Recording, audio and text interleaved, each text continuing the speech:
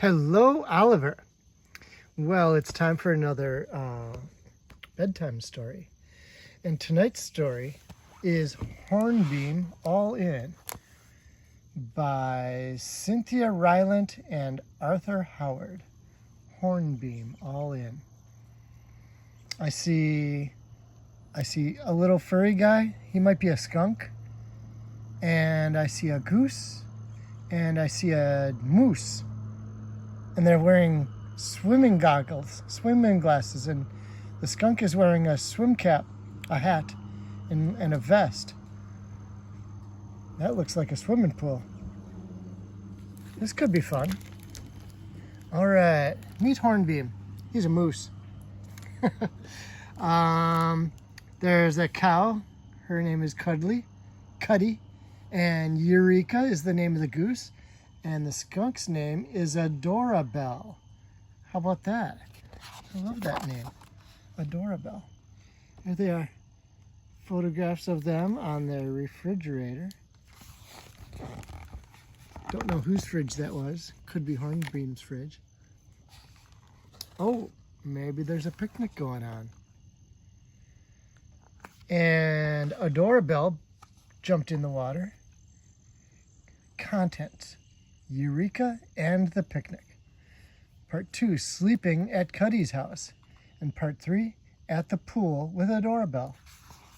Hi, Adorabelle. She's waving. Hi.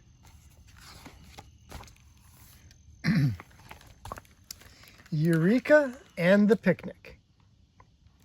One morning, Hornbeam was working on a moose puzzle when his neighbor Eureka called. See, Hornbeam is a moose, and he's putting together a puzzle, and guess what? It's a picture of a moose. Isn't that funny?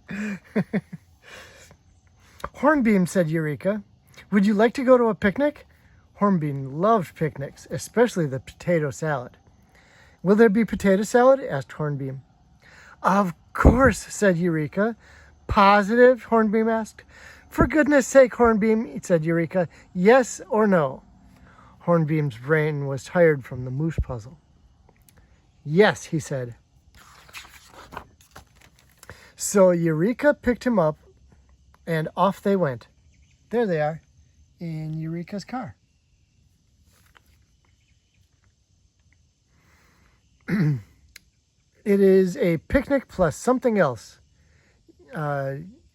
Eureka told Hornbeam on the way. Something else? Asked Hornbeam. You'll see, said Eureka. Oh, get this. Yeah, if you were on the road in the car behind this car, this is what you would see. That's pretty cool. That's a neat drawing. I love that. Both sides of the road, both one on each page. All right. When they got to the park, Hornbeam saw the something else. A family reunion!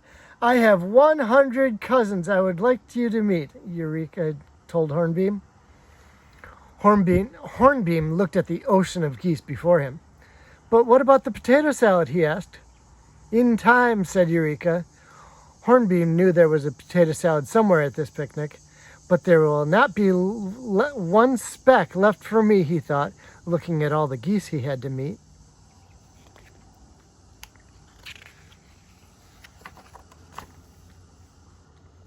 Let's start with Cousin Gladys, said Eureka.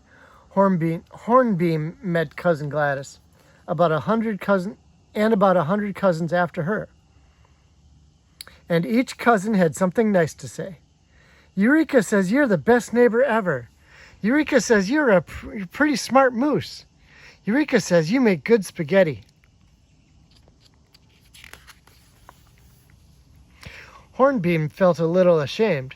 He thought maybe he did not deserve such nice words, since all he really came for was the potato salad. But he left happy, too. When Hornbeam finally got to the big picnic table, only one spoonful of potato salad was left. He scooped it up and gave it to a gosling. He had the baked beans instead.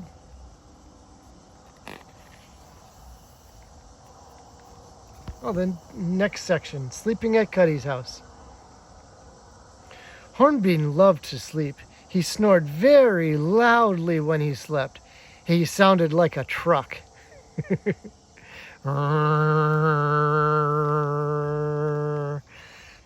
Since Hornbeam lived alone, his snoring was never a problem. But one winter day, Hornbeam's furnace stopped working. He was freezing. So he asked his friend Cuddy if he could spend the night. Cuddy was happy to let Hornbeam spend the night. They made some fudge and played checkers. That looks like fun. Bedtime came, and Cuddy put sheets and blankets on the sleeper sofa for Hornbeam. Hornbeam settled in. The sleeper sofa was so warm. He could see the snow outside. Hornbeam was as cozy as if he was in his own bed at home. He went right to sleep. Upstairs, Cuddy was also sleeping, but not for long. What is that noise? Thought Cuddy. Is there a truck in my house? Cuddy went downstairs.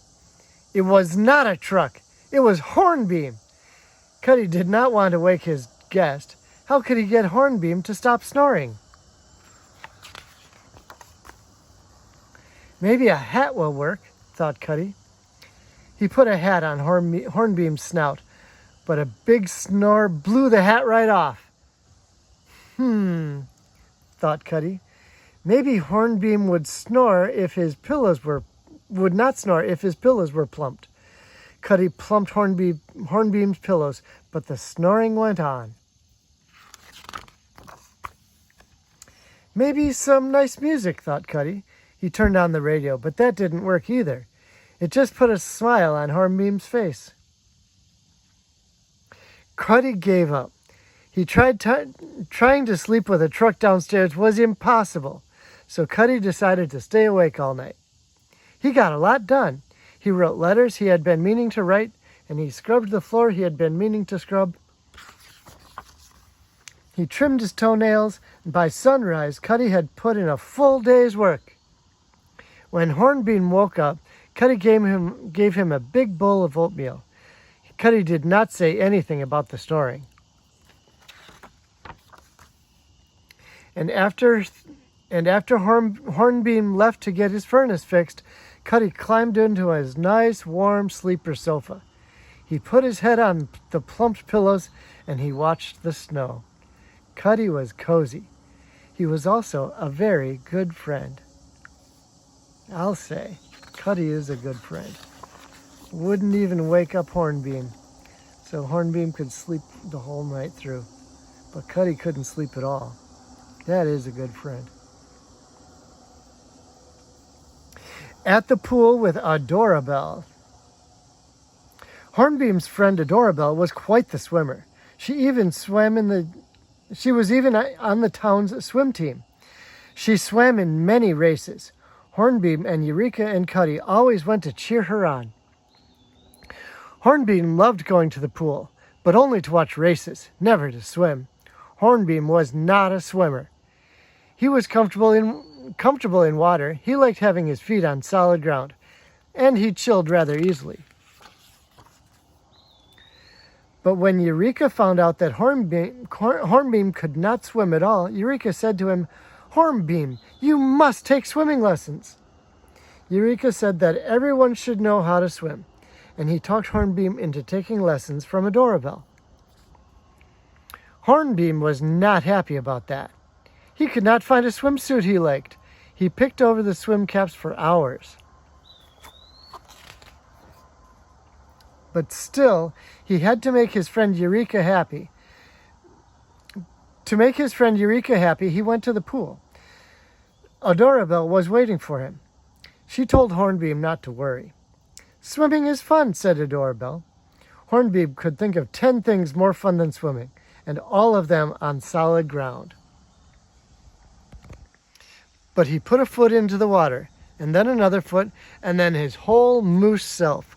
Hornbeam was all in. Hornbeam did everything Adorabelle told him to. He paddled, he splashed, he floated. Very good, Hornbeam, said Adorabelle. Hornbeam was worn out when class ended. He needed a big sandwich when he got home. But he still kept going back to the pool. After many lessons, Hornbeam could swim.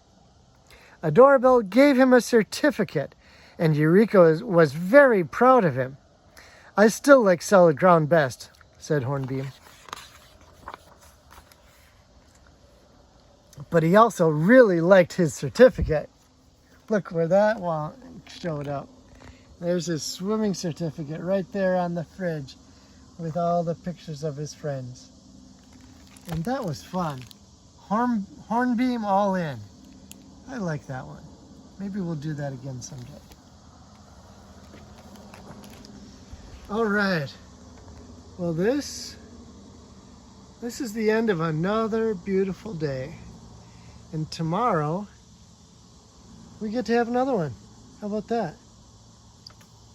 Anyway, hope you sleep well and say hi to Mom.